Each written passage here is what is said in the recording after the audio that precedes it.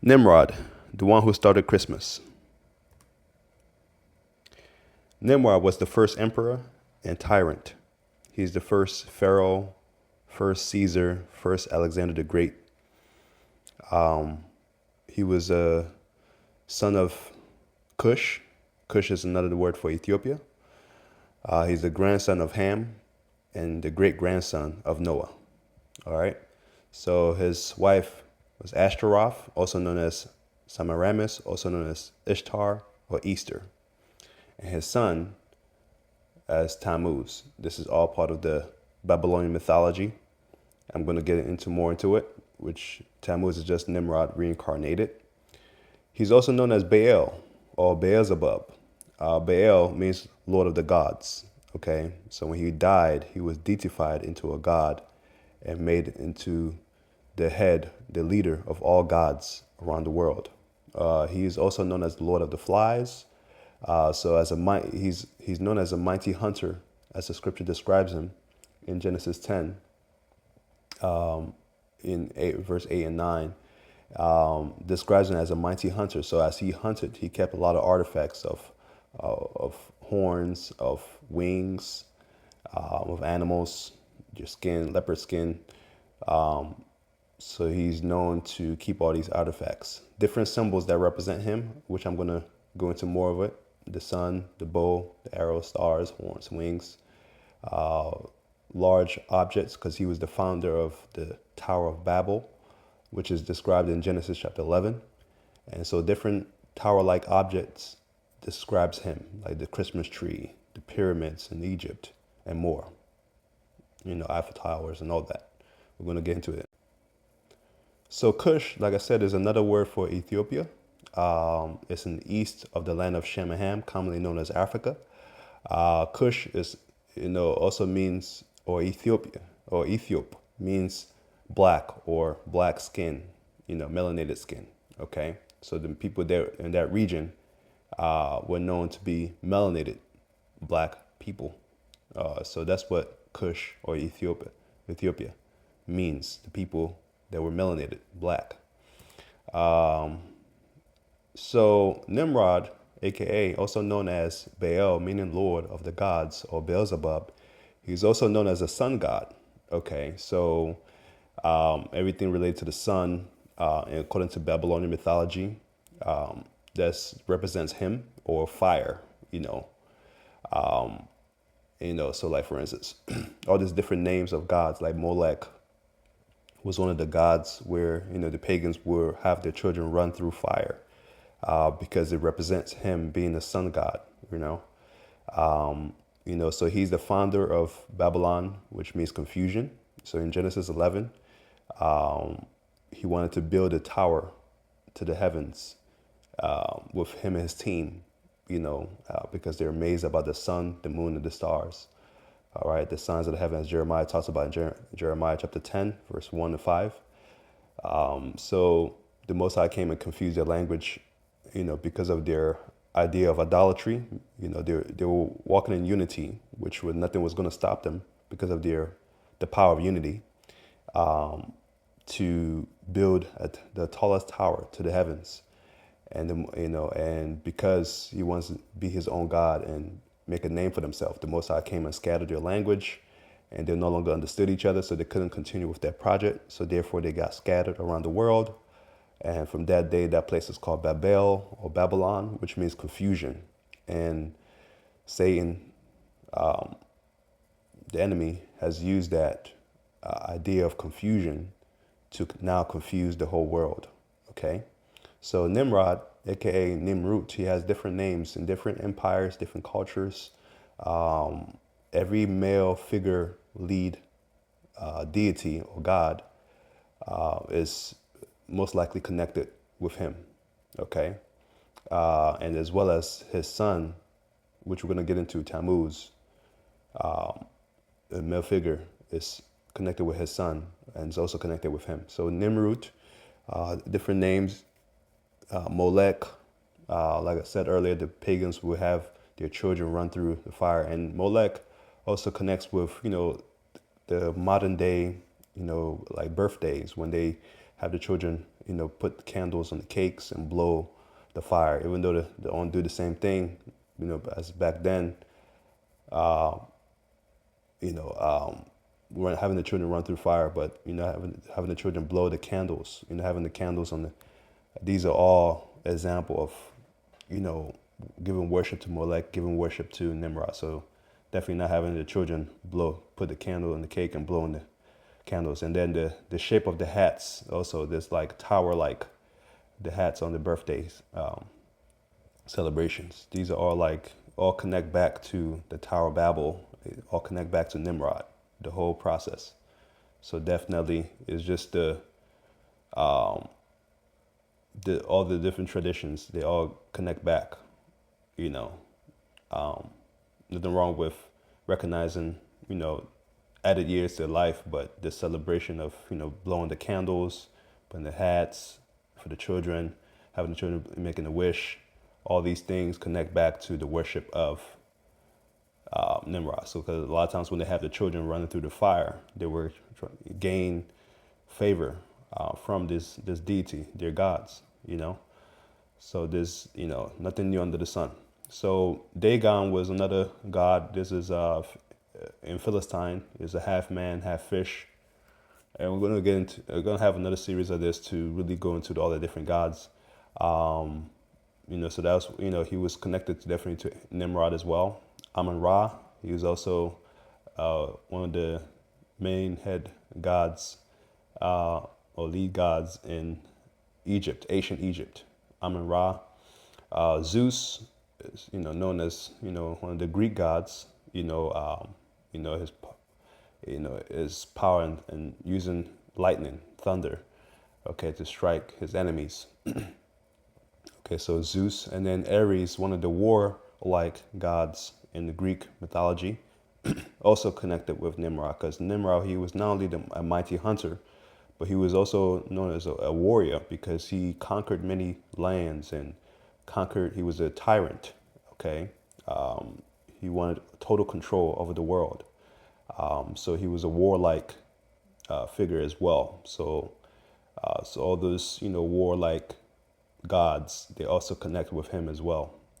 Eros, one of the Greek gods who, shoot the arrows, to connect people to love, So the same thing with the Cupid in the Roman mythology as well. It's connected with Valentine's Day. He would shoot the Cupid, the arrow, and those arrows of arrows and Cupid connect with Nimrod because him being a mighty hunter, and part of his symbol is the bow and arrow, and he would shoot that to attack his prey.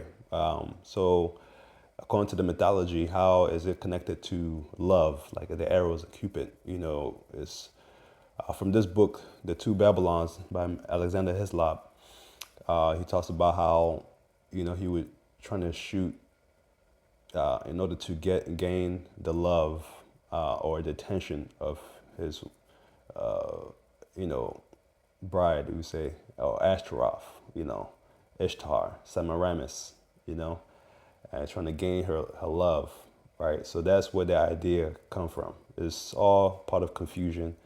Osiris is one of the gods as well in Egypt. Jupiter, one of the gods in the Roman mythology.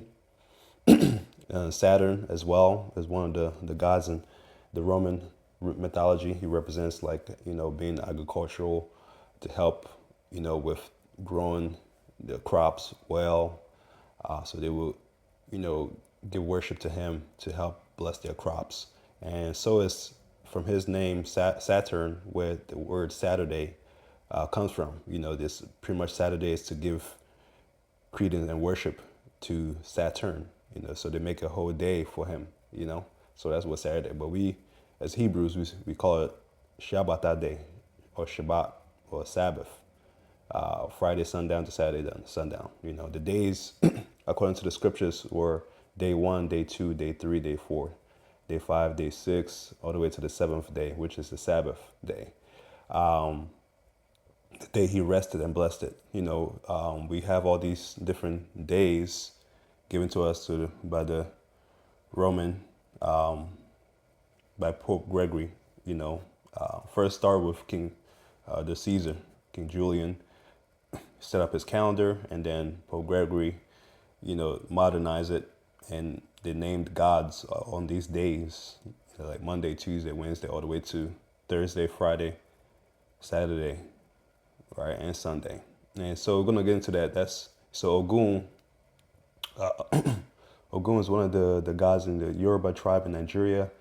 Actually, a whole state is named after him. He was known as a hunter, a mighty hunter, and also a warrior as well. So Ogun. And there's another video that I have that talk about Ogun, connected with the popular phrase, that they're having children say the word 6-7, which is connected with Ogun, with his wife Yamaya. It's all connected back to Nimrod and his wife Ashtaroth. Nothing new under the sun, all connected with Babylonian mythology. Okay, so Ogun, it was popularized by a rapper named Skrilla, who practiced Santeria. So these are Hebrews who were taken from the from the land of Shemaham, Africa, West Africa.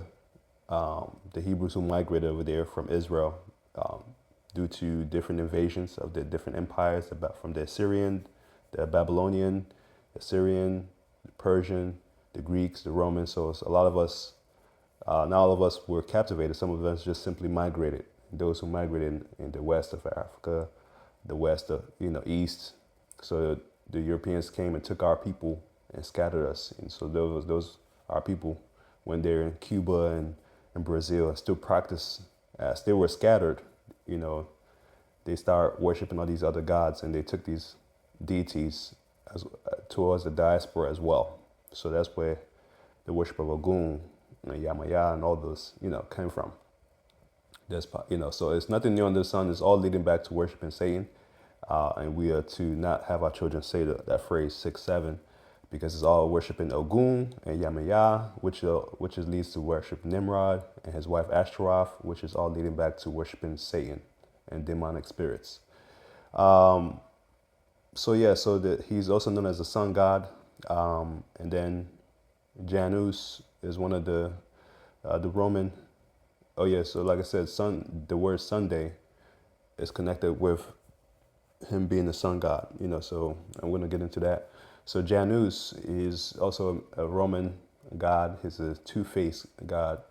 He has a face in the front and a face in the back. And the reason why, King Julian, Caesar Julian, as well as Pope Gregory, who have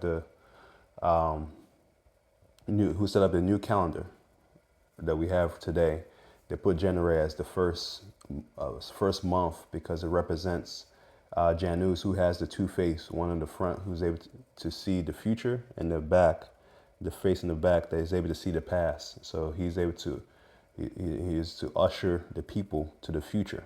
So that's why they have January. We as Hebrews, we celebrate our new year around springtime, during the time of Passover and unleavened bread, which is around spring, March and April. Okay.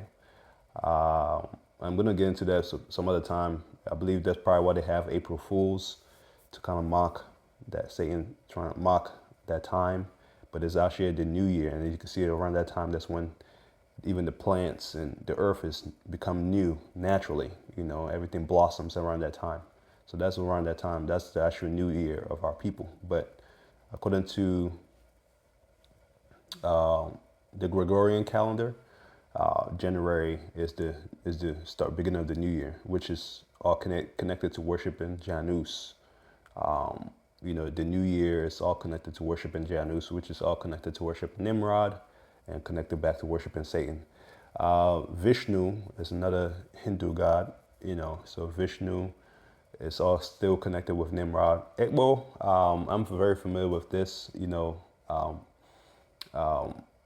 being of Nigerian descent. I'm born in the United States, family from Nigeria, dad and mom, and I visited there. Spent over 3+ years over there, and there in the village, remote area, around Christmas time, they would have what's called Igbo, where a lot of people will, with masquerades, they would have like some scary mask, put like either charcoal or like paint around their skin to darken it. And these are practice has been has been they've been doing this for years. So what they do is they'll have a long stick, they'll chase people, and people will come close to them and they would chase them. The goal is to whip them.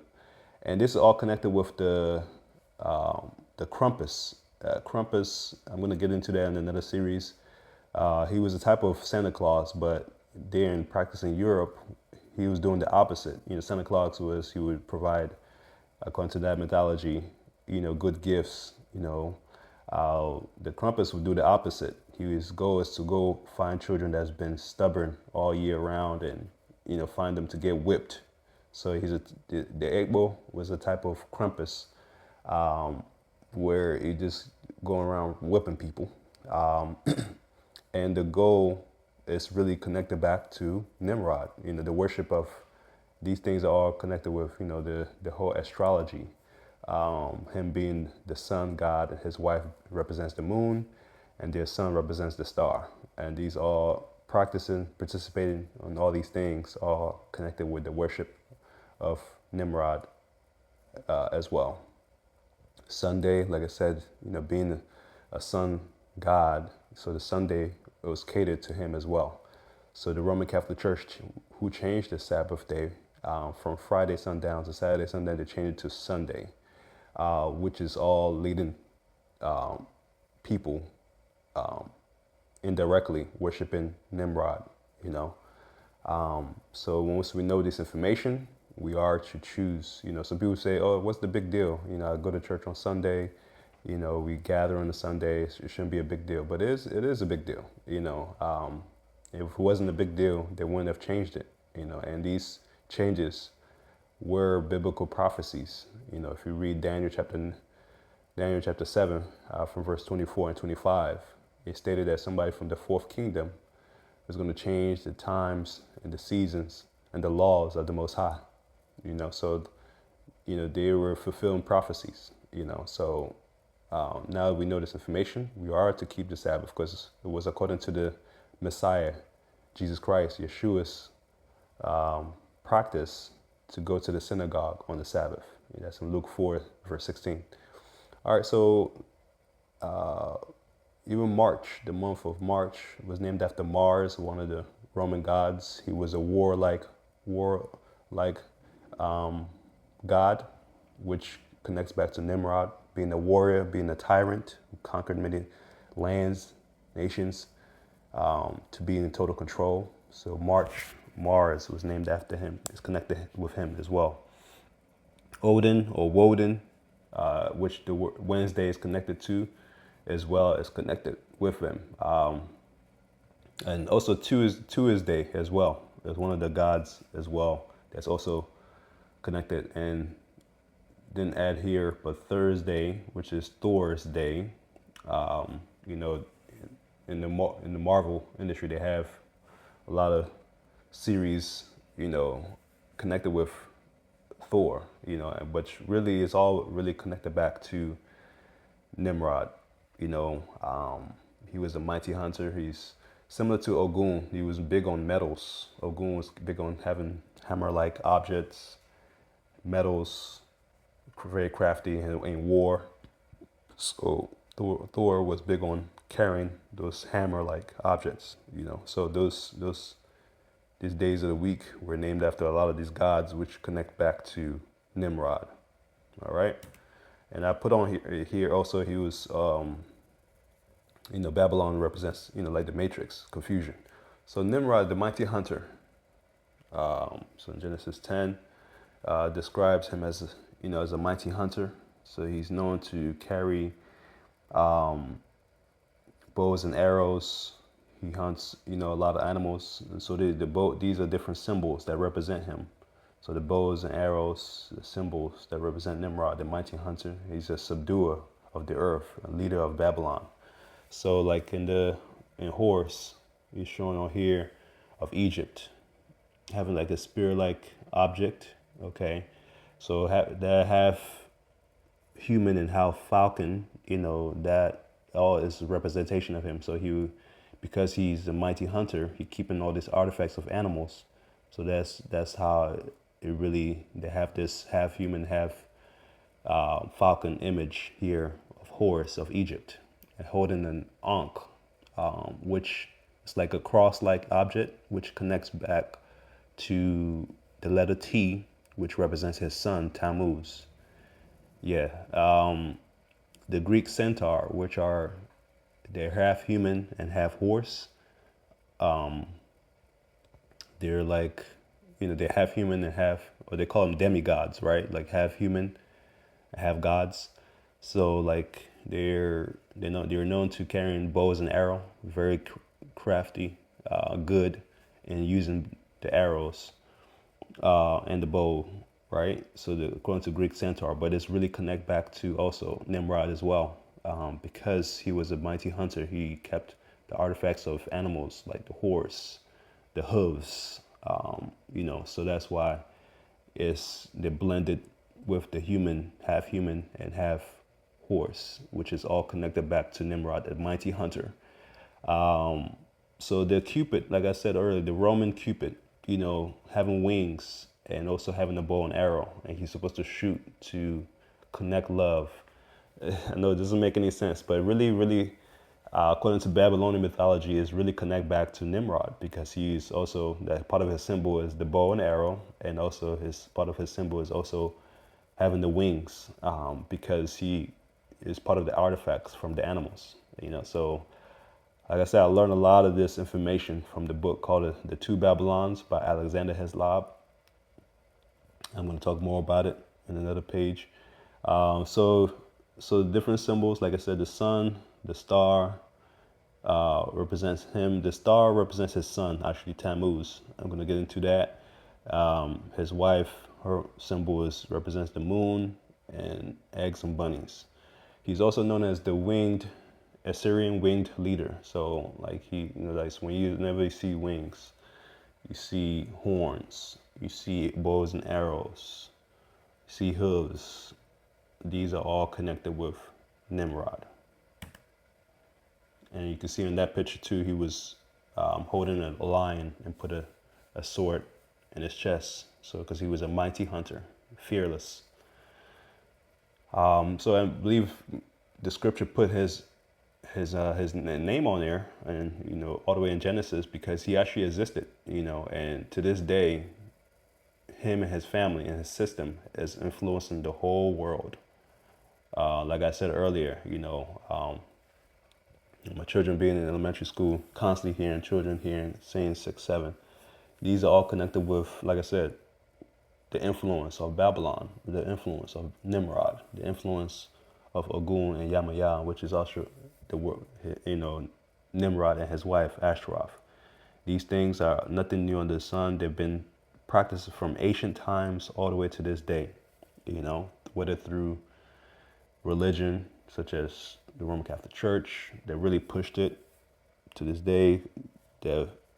Their daughters that follow after them, the Christianity, the religion, not a Christ follower, a true Christ follower, but the religion has really spread it out, and also the media, the music, the cultures all around the world has spread the influence of Babylon. And like I call it, Babylon the Matrix, because this is the Matrix described by the Most High even before the concept of the Matrix came about, or the movie came about. The Matrix is really talking about the influence of Babylon. That's really what it is, So Babylon influences the world. So this is Nimrod, his family tree, the Babylonian families, the Babylonian system. Okay, like I said, they've been influencing the world for a long, long time. Nothing new under the sun. So the husband is Nimrod as Baal, Lord of the gods. Okay, as he died, he was deified as a god and known as Baal or Beelzebub. Okay, so anytime you hear any type of male figure gods, no matter what the culture, the empire, It doesn't matter. It's all connected back to him.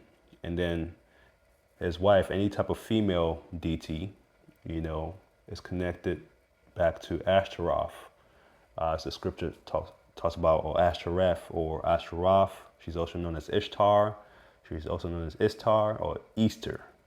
So the Easter eggs and bunny, she's a fertility goddess. That's all connected back to her. Easter have nothing to do with Jesus Christ, Yeshua. It's all about the resurrection of Ishtar or Ashtaroth. She's also known as Semiramis. Okay, she's also known as the moon goddess. Jeremiah calls her the queen of heaven. So because there's waters here that's next to us on earth, like you said, the beach, it has its own limits that you can pass through, right? And then there's waters above us. That's where rain and snow falls from, or hail, and or the mist, the clouds, the gas from here evaporates and goes back up there. So there is a existence. It's a heavens of there, and there is a heavens of all above all heavens. That's where the Most High. That's why we call it the Most High, because He's above all, right? But there is, as Paul talks about, we do not wrestle against flesh and blood, but principalities and powers, rulers of darkness, spiritual hosts of wickedness in heavenly places. So she's known as Queen of Heaven. She's also known as a mermaid, a mother of the waters. In Nigeria, called Mami Wata. All right, let's continue. And then their son, called Tammuz. According to Babylonian mythology, is pretty much, Tammuz is just Nimrod reincarnated, and it's a perversion here where Tammuz is also the wife, he's the husband also to Ashtaroth, and Ashtaroth being the wife to Tammuz as well. So but that's the whole confusion here. But there's a whole system. There's really a system that's consistent as well. It's confusion, but it's also consistent around the world. So Nimrod represents the sun, Ashtaroth represents the moon, and Tammuz represents the star. That's the whole Babylonian system of confusion. I call it the matrix. All right. So Babylon symbols, like I said earlier, so the sun represents Nimrod, Baal, Lord of the gods. Fire is also a representation of him. Like I said earlier, like the pagans would have the children run through fire, run through fire. So that's pretty much running through, like the sun, running through the fire, running through Nimrod, to gain favor from him. Also, another symbol that represent him is the bow and arrow. Whenever you see a bow and arrow, that's most likely it's connected with him. Wings, anything related to wings, or gods or deities, the bow and arrow towards the heart, like the Valentine's Day, that's also connected to him. To win Ashtaroth's Ishtar, Easter's love. Pretty much being total control of everything they put an end to, So wanted to win the love of the people in order to gain everybody who was speaking one language to make a name for themselves, right? That's in Genesis 11. So also the star. Well, we're gonna get into that. So there's the Christmas tree, the tower-like object, anything tower-like object or high represents him. Any tower, long towers, Eiffel Towers, the pyramids. These are all connected with Nimrod because he was the leader of led the people to idolatry, to go build a tower, to make a name for themselves. So they all connect back to him, their representation of him, the worship of him. Okay, and all the different monuments like the pharaoh-like objects. These are all connected back, even though they have their own gods, like Ra in Egypt, Osiris, but they really connect back to Nimrod. Same thing with the moon goddess Ashtaroth. The moon represents her. Any culture, religion that has a moon related to it, it's definitely connected back to Ashtaroth, the fertility goddess. Okay, so the moon, same thing. Any anything related to, or religion related to eggs and bunnies, is still connected back. You know, in Christianity as well. Same thing, Islam, it doesn't matter. You know, these are all connected back. You know, those symbols, the moon, they're all Babylonian. They're all connected back to Babylon. That's why Babylon has influenced the whole world through religion, through cultures, through everything. You know, so same thing. You know, the eggs and bunny. They use the story of Jesus Christ's resurrection about Easter, but it's really about Ishtar, Ashtaroth, Ashtar. Okay, Easter. It's really about her fertility, her resurrection, to resurrect. You know, so the celebration of this on the Sunday morning is really have nothing to do with Jesus Christ. You know, Easter Sundays. It's all about Ishtar, Ashtaroth.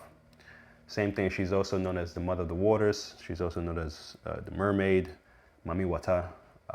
So that's also a symbol. Any mermaid object. Doesn't matter whether it's in businesses or religion, cultures. These are all connect back to Ashtaroth. And then their son, his symbol is the star. So any religion that has a star symbol on there, that's or culture doesn't, you know, is all connected back to Tammuz. Okay, the worship of Tammuz. Okay, it's all connected back to, you know, mention Judaism, Christianity, Islam. A lot of them have these different symbols. I think Islam has the moon, Judaism has the star, Christianity has the cross. So another symbol of the cross, really, they say the cross is really where Christ, you know, died on the cross. But it's actually, if you dig deep, it's really the T. The cross is an image of a T, which represents Tammuz. And the cross has nothing to do with Jesus Christ either. You know, and he also said, have no graven images. And that includes the image of a cross or the image of Jesus Christ. These are all different gods, and you know, once you having these things, they're just, you know, they're just pretty much all part of the Babylonian confusion. The horns, like I said, they all represents Babylon. They all represents Nimrod. Nimrod, as a mighty hunter, he kept all these artifacts of animals, especially the horns. So a lot of times, anytime people are doing the horn symbols with their fingers, or the horn emojis of the devil, these all connected back to Nimrod. You know, how the devil is described of having horns is because it's connected back to Nimrod being a mighty hunter, of keeping the artifacts of horns. And he would keep these artifacts of horns, and it's because that was part of his treasury from hunting. Okay, so this part, all this confusion, they all lead back to the worship of Nimrod, his wife Ashtaroth, and his son Tammuz, and ultimately lead back to worshiping Satan. Nothing new under the sun, as Solomon stated.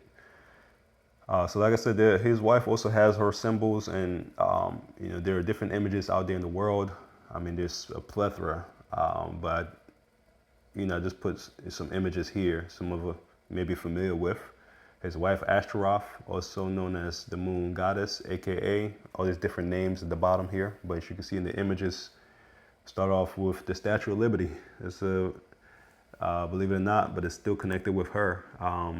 You know, if you could pay attention to the top crown, whenever you see those ray-like images, the rays represent the sun.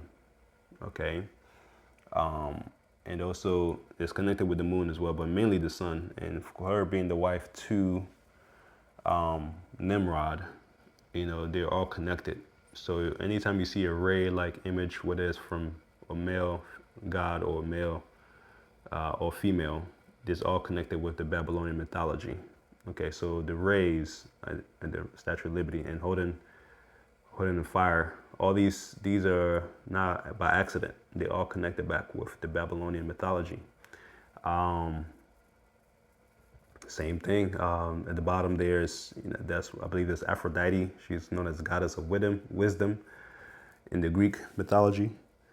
And then that's Yamaya at the top. Yamaya, or she's still connected with Ishtar. She was known as Mother of the Waters. She has a ray-like object hat, as well as the moon at the top. So because these all represent her. She's a Mother of the Waters. She represents the moon, and then the image of Starbucks as well. I mean, that's the fertility goddess. That's all connected back to Ashtaroth. She's known as the fertility goddess. She's known as the mermaid. She's Mother of the Waters. All throughout the different cultures, she's known as Isis, in Egypt, holding the Ankh right there, which represents Tammuz, which the cross-like object came from. But that T represents the T for Tammuz. Same thing in the Roman Catholic Church. They really, really worship, Mary. Take, to the point where she's above even Jesus Christ. But it's really connected back to Ashtaroth. See how she have the rays around her as well, which is a representation of the sun and the beaming, the reflection, the ray. Trivedi, this pretty much is a combination of different female goddess, all in one. But they all, especially in the Hindu culture, they have a lot of the female gods. They all really connected back to Ashtaroth, back to Ishtar. Nothing new. That's Durga. That's one of the Hindu gods as well, which is also connected with Ashtaroth as well. Nothing new under the sun, and she's the one that carried Tammuz, gave birth to Tammuz. So in even the Roman Catholic Church, some other images also, I believe that's probably Christ in the bottom, but some other image which you holding Christ, but it's really nothing other than Ishtar or Ashtaroth holding Tammuz. Okay, but they use different cultures. They use even the story of Jesus and Mary to really adopt this Babylonian mythology, from all the way to different cultures. Doesn't matter what nation, a lot of these cultures, these gods are worshipped. So, like I said, she's known as Ashtaroth or Ashtaroth or Ishtar. She's a fertility goddess, mermaid, Mother of the Waters, Mami Wata in Nigeria. Yamaya in the Yoruba tribe. She's known as Queen of Heaven. Jeremiah talks a lot about it. Madonna, Aphrodite, Isis, Mary deified as a god, Ishtar, Statue of Liberty, Durga, Trivedi, Ganga, Easter, Parvati, moon goddess, like such like Monday is really connected with her, the moon, Radha, Sita, Gayatri, Frigga. Friday is named after Frigga, one of the gods as well, fertility gods. Same thing, connected with Ishtar, Ashtaroth, Saraswati, Lakshmi, Matrikas. These are Hindu gods. And we could go on and on. They all connected back to Ashtaroth, which is also, she's mentioned a lot in the scriptures. Okay, so Tammuz, their son, Nimrod and Ashtaroth's son, Tammuz, born on December 25th. Tammuz represents the star. The letter T or cross represents Tammuz. And Tammuz is the rebirth of Nimrod, reincarnation of Nimrod on December 25th as Tammuz. So let's go. So when December 25th, it's called around the winter solstice. Around that time, I believe December between 14, 17, all the way to the 25th, 27th. Around that time is winter solstice, where the nighttime lasts longer than the day. So a lot of the Babylonian, do a lot of rituals of sacrifices, orgies, and at night, and all to cater and worship towards Nimrod being rebirthed. So as they wait to see the sun rising, eventually rising, to them that represents Nimrod being rebirthed, and they get excited, and that's what Christmas really is about, about the rebirth of Nimrod as his son Tammuz. When he died, he was deified as a god, and a way to keep his legacy going, through his son Tammuz. So the letter T, or the cross, represents Tammuz. So whenever people are having the T or the cross or chain or in their foreheads, like the Ash Wednesdays, these are all connected of worshiping Tammuz, which is all the rebirth of Nimrod, reincarnation of Nimrod, who was born on December 25th. So I'm going to go explain how that connects to this day. So in Ezekiel chapter 8, verse 14, the prophet said this.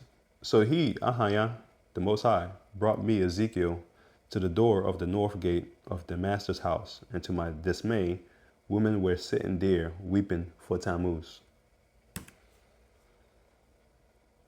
So like I said, these are all deceptions. So the cross is nothing but just the connection with Tammuz. And it just, if you really look back at it, it really is. It's just a letter T with the worship of, the worship of Tammuz.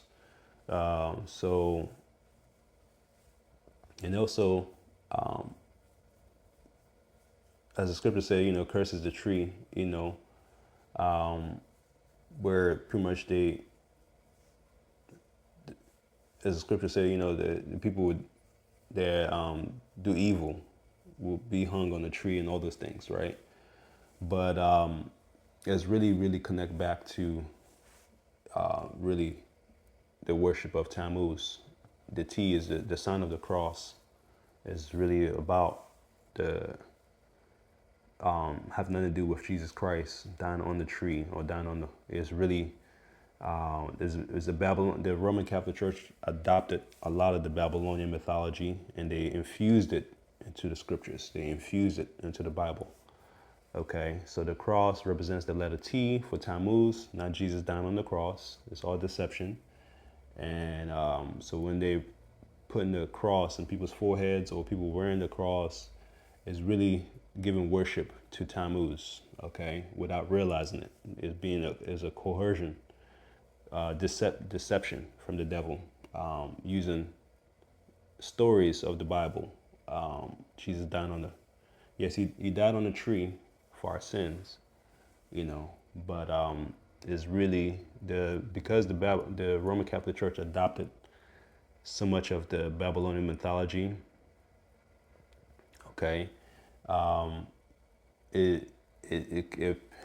because they took over the book, the scriptures of the Most High, people, he gave the book to the Hebrews. Because of our disobedience, we've been scattered, and he used the nations to bring correction to us, right, including the time of colonization.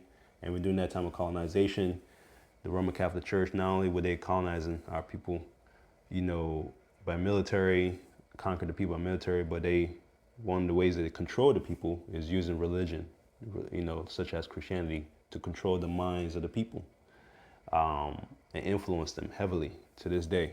But they who adapted a lot of these polytheistic worship of gods by the Babylonians, they infused that with the scriptures, and it's brought a lot of confusion to people to this day. So once you know about this, it's up to you, through the help of the Holy Spirit, to come out of it, and follow the Most High directly and worship Him in spirit and in truth. Not looking for images, not looking to lean up to or to have. These are all just worshiping the letter T, worshiping another God, worshiping Nimrod, his son Tammuz, and their wife Ishtar, Babylon, which ultimately leads back to worshiping Satan. Nothing new under the sun.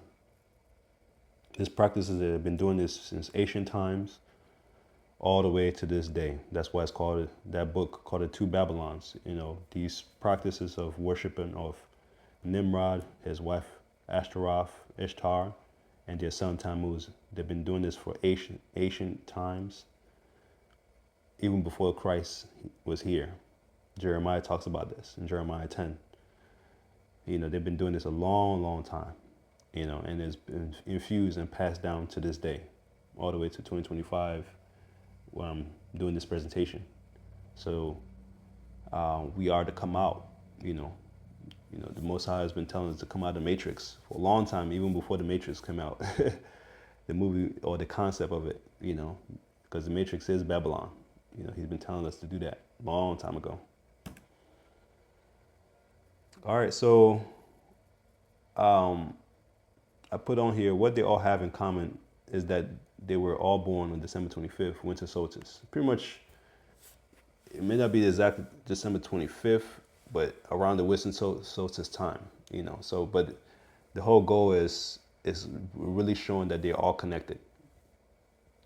So December 25th, winter. So I did this presentation a while ago, and all about sun worship in Babylon. Nimrod, aka Baal, son of Cush, Ethiopia. Nimrod, the leader of Babylon, rebirthed as his son Tammuz on December 25th.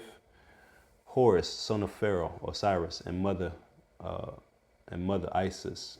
His mother Isis was born on December 25th.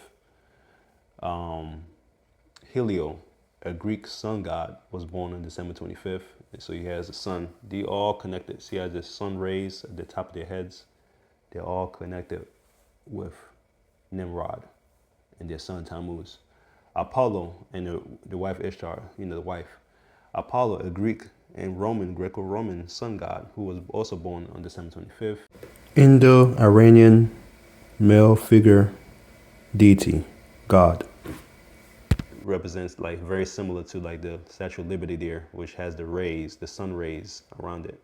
It's all connected with Nimrod, the sun god. Okay. Romans, founders of the religion Christianity, adopted the Babylonian sun worship system, disguising and claiming Jesus was also born on December 25th. Satan's goal is to lead many to hell. Come out of her, Babylon, my people.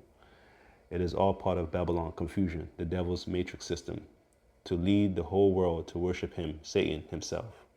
So yeah, that's pretty much the goal, to lead the whole world to worship him, Satan.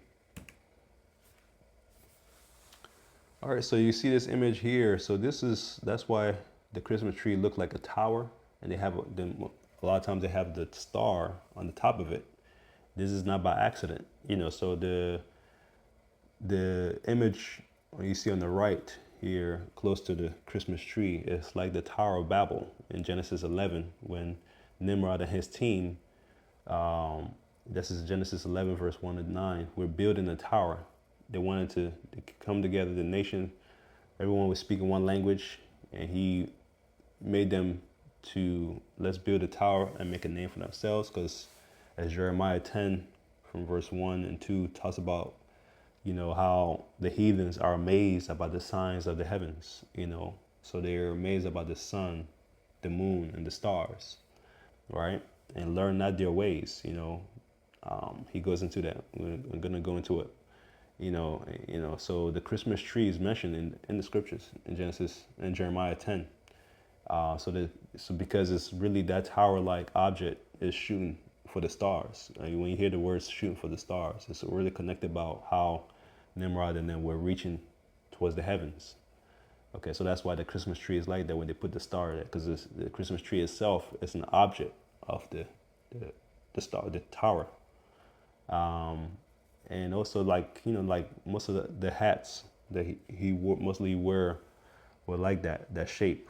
That's why in birthdays, when having children blowing the candles, the fire, which is similar to having children going through the fire of Molech, having them wear those hats, like those birthday hats, you know, these are all connected, you know. Like I said, there's nothing wrong with the celebration of recognizing how, you know, the blessing added year to your life, but I think all the different things added to it, like the blowing of the candles, wearing the hats, making a wish. All these are connected back to worship of Nimrod. But let's continue. So they were building the tower high, and the Most High came and scattered their language, and they no longer understood each other. From that day, that place is called Babel, or we call it Babylon, which means confusion.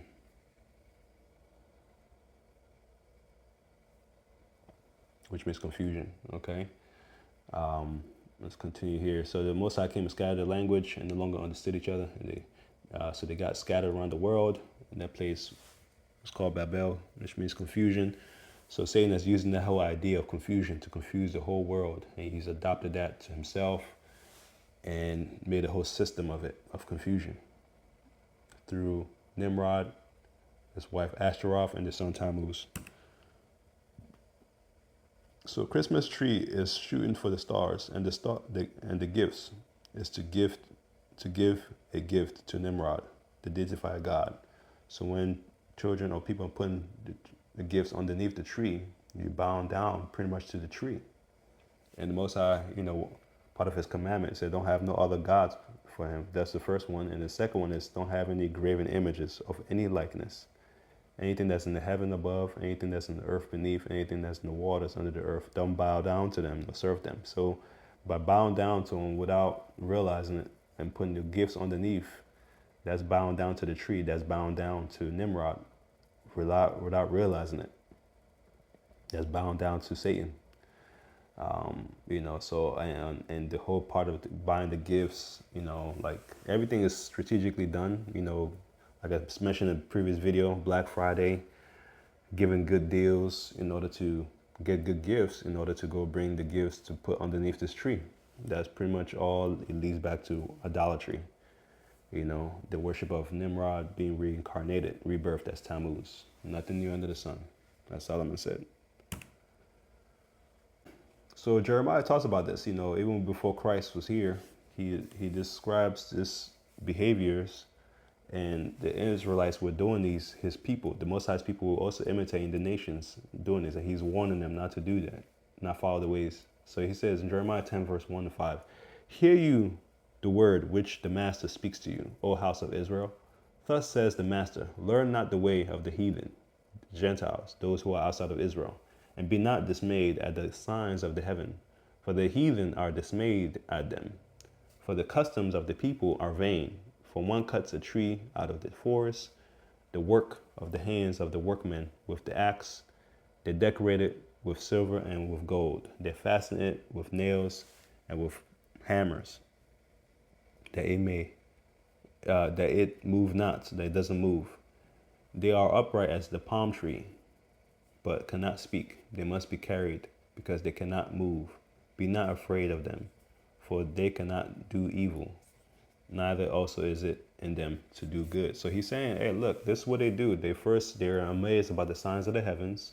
They're looking up, staring up at, stargazing at the sun. All these things, yoga, all these things that are catered to worshiping the sun. There's nothing new. They're all connected with Babylonian. So they gaze at the sun, they gaze at the signs of the heavens. These are practices that the heathens do. So he's telling the Israelites not to do that like them. And then he talks about how these customs. This is way before Christ was here. So if this Christmas had to do with Jesus Christ, this Jeremiah wasn't talked about this back then. So he's talking about this Christmas practices that's been done. It's really connected back to worshiping Nimrod, who started Christmas. So they go and cut down the tree.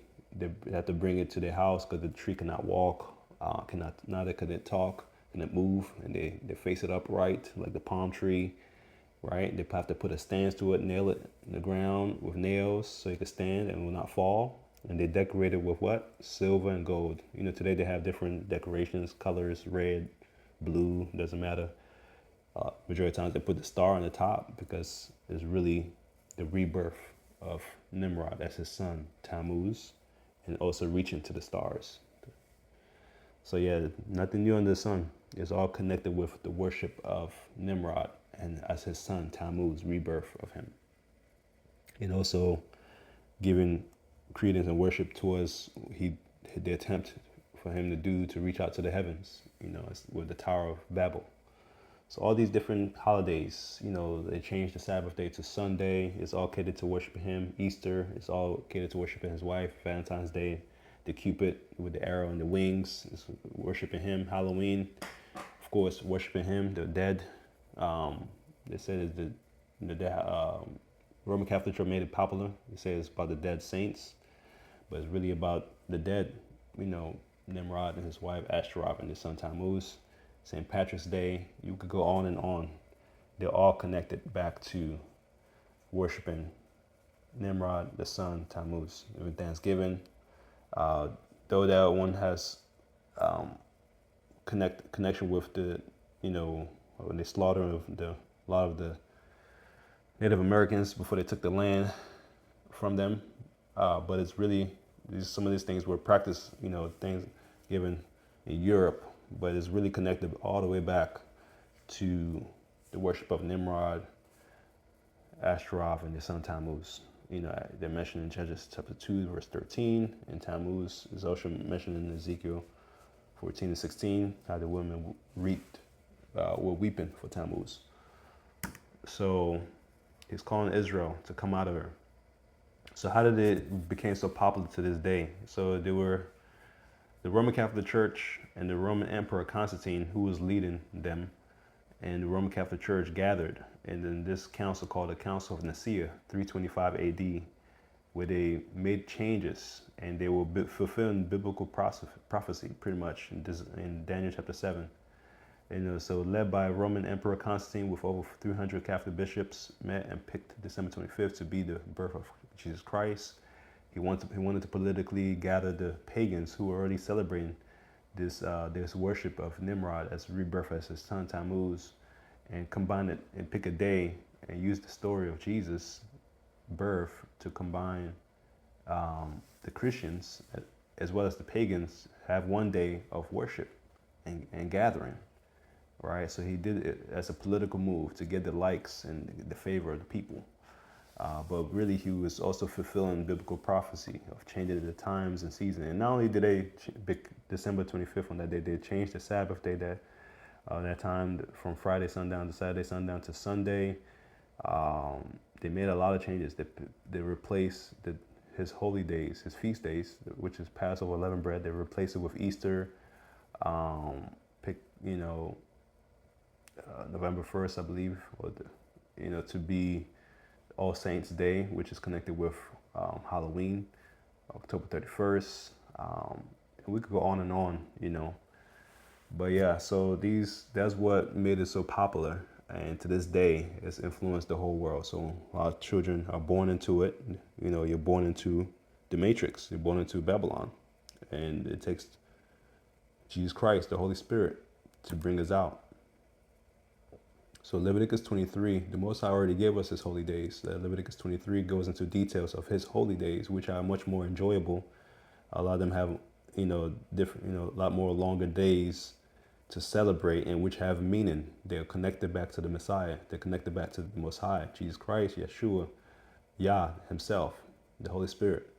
And Ahaya spoke to Moses, this is Leviticus 23, 1 and 2. And Ahaya, I am that I am, spoke to Moses, saying, speak to the children of Israel, and say to them, the feast of the Lord, the feast of the Master, which you shall proclaim to be holy gatherings, these are my feasts. Okay?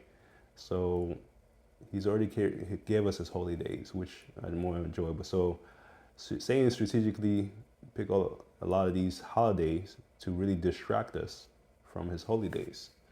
Like Christmas, Jeremiah 10, 1-5 talks about it. Sunday, Easter, Valentine's Day, Halloween, St. Patrick's Day. All these are done strategically to keep us distracted from the true holy days. And then also even days that were picked by the Maccabees, like Hanukkah or Hanukkah, which is the feast of dedication.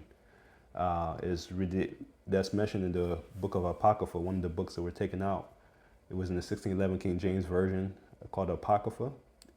The Maccabees, first and second Maccabees, talk about how the Hebrews fought against the Greeks who killed, unalived, tortured the people of the Hebrews and destroyed their temple, and it was the rededication of the temple. Okay, so rededication of the temple, rededicating because they also mocked the Most High, sacrificing pigs, unclean animals, and forcing the people to eat unclean meats like pig and all those things to bring perversion and mock the Most High.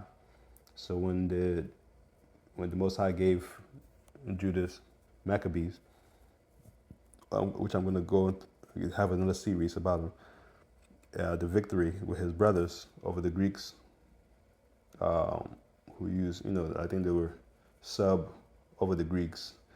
They were, I'm talking about the people that were representing the Greeks who were ruling over Israel at that time, kind of like the Herods. So the Most High gave him victory over them, Judas and his team, his brother, and they rededicated the temple, to the Most High. So it was around this time, around between November and December. So these also, they, keep us distracted. These all other holidays keep us distracted from things we could be celebrating, which connects us back to worshiping the Most High. So Constantine and the Roman Catholic Church were fulfilling their biblical prophecy that's mentioned in biblical prophecies. So Daniel chapter 7, 24 and 25, and read it. And the 10 horns out of this kingdom are 10 kings that shall arise, and another shall rise after them. And he shall be diverse from the first, and he shall subdue 3 kings, and he shall speak great words against the Most High, and shall wear out the saints of the Most High, and think to change times and laws, and they shall be given into his hand unto a time and times and dividing of time. All right, so shout out to the author of this book called The Two Babylons by Alexander Hislop. It talks about the ancient Babylon has made its way and influence at this modern times through Roman Catholic Church, Christianity, the religion, and other religions, cultures, media, government systems, corporations, arts, education, and more. Understanding the mystery of Babylon. So the two Babylons of the papal worship proved to be the worship of Nimrod. That's Alexander Hislop. It's a very, very, very good book. If you really want to understand the mystery, of Babylon, as the scripture mentions, the Most High really gave a revelation, a knowledge to this man right here, Alexander Hislop, and he could use anybody, to really share this truth. But I believe the Most High used him to really bring forth this knowledge, and go really dive deep and do the research about and put them all together, how this thing has been around for a long time and it's infiltrated since ancient times to this day, from the Babylonian to times of Nineveh, Egypt, Pompeii, Rome, Greek, doesn't matter. It's passed down. It's AKA, I call it the Matrix. This really is the Matrix. Really, this is the Matrix before even the Matrix concept or the movie came about. Babylon, that's what it is. And we have to come out of it. So celebrating Christmas is all about the worship of Nimrod, which ultimately leads to worshiping Satan, Satan's deceptions. So those horns from Nimrod's hunting, so they see the image of Satan right there. Those horns connect back, like we said earlier, to the part of the horns that he would take in worshiping, take from hunting animals. So, and then the goat, or they call it the Baphomet, it's all connected with him because he pretty much was known for keeping all these artifacts. And people make the goat look very, I would say, like it's a good thing. The Most High created a goat, or they call it in sports the greatest of all time, right? But it's really the confusion, I believe even using the word kid, when they call children kid, baby goats, which is, goats are stubborn by nature. But somebody looked this up, somebody sharing this with me, it started in the 1800s. You know, in Germany, calling like mischievous teenagers, hey, you goats, and pretty much it triggered down to the English language, but I believe it's spiritually subliminally having the children call kids goats. It's really spiritually connected back, I believe, to Nimrod and worshiping Satan. So we know these things. We are to choose rightly. I call my children instead. So now with all this information, you know, just like the movie in the Matrix, you know, we're given a choice to take the red pill, which is, you know, you come in the truth, you know, you walk in all truth, or you take the blue pill, you continue in the lies of the Matrix of Babylon. So when you take the red pill, the truth, Jesus says he's the truth, the life, the way, and that's in John 14, verse 6. And we receive his Holy Spirit. That's in John 3, verse 3 and 5. And also John 16, verse 13. He's the Spirit of truth that guides us to all truth. Okay? So receive his Holy Spirit. You know, it's pretty much just generally just call him and talk to him. And you welcome him to your heart. You know, be genuine. No mockery, no doubts. And he was able to come. You don't see him, but he truly will come into your heart and open your eyes to see these things. And if you are here, listen to this. I believe the Most High has been touching your heart to come out of Babylon, to come out of the confusion. It's in Revelation 17, verse 5. This is a revelation that the Most High gave to John, talking about Babylon. You know, it's like I said, Babylon has been around from Genesis all the way, it's mentioned to all the way to Revelation. And he says, and on her forehead a name was written, a mystery, Babylon the Great, the mother of prostitutes, or he said harlots. And it could be also real prostitutes or harlots physically, but it mainly is talking about the one, you know, because it brings false religions and heresies and of the abomination of the earth. You know, it brings sins. You know, sin is the transgression of the law. You know, leads us to sin. Revelation 18:4. And I heard another voice from the heaven saying, come out of her, Babylon, my people, and his people, Israel, and anybody else of other nation, doesn't matter. Come out of her, my people, so that you will not participate in her sins and receive her plagues, because her plagues are coming. You know, it's talked about in Revelation 18, 19, 20. Babylon's about to be destroyed. This whole system. And he's telling us to come out of her thinking, come out of her ways, her sins, you know, so that we not receive the plagues that's coming, because they are coming. Read Matthew 24. We're in the end times. All right, so the Most High always said, you know, choose you this day, life, right? You have a choice to choose life or death, but choose life. I encourage you to take the red pill, choose the truth, choose the Messiah, choose Jesus Christ, Yeshua, our Savior, choose his Holy Spirit. He will guide you to all truth. Thank y'all for watching. Like, share, and subscribe to our channel. Also, feel free to give a comment. All right. Salama, peace, and blessings.